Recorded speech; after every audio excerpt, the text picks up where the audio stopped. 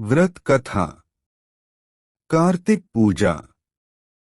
कार्तिक महीने के व्रत आसोज की पूर्णिमा से कार्तिक की पूर्णिमा तक किए जाते हैं।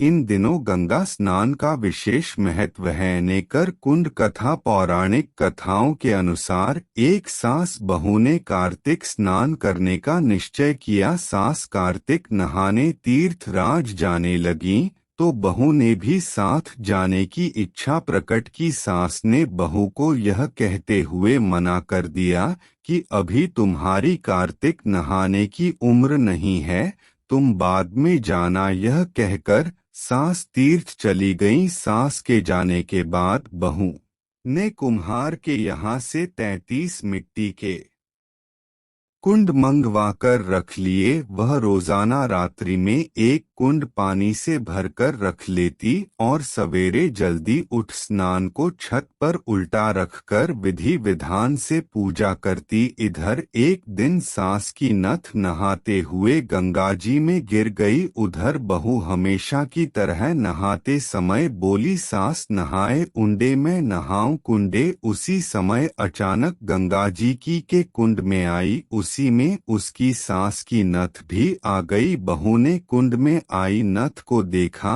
तो वह पहचान गई कि यह तो सास की है। इस तरह दोनों को नहाते हुए पूरा 1 महीना बीत गया। सास जब वापस लौटकर अपने घर आई तो बहू ने सास की खूब आवभगत की। उसी समय सास ने देखा कि उसकी गंगा में खोई हुई नथ बहू ने पहन रखी है तो पूछा, यह नथ तुम्हारे पास कहाँ से आई? बहू ने उत्तर देते हुए वह पूरी घटना सास को बता दी। जब कुंड में गंगाजी की धारा के साथ नथ आ गई थी, सास को इस घटना पर बड़ा आश्चर्य हुआ, लेकिन वह चुप रही। धारा कार्तिक स्नान के बाद सास ने ब्राह्मणों को भोजन कराने की इच्छा व्यक्त करते हुए बहू से कहा, मुझे ब्राह्मणों को भोजन कराना है।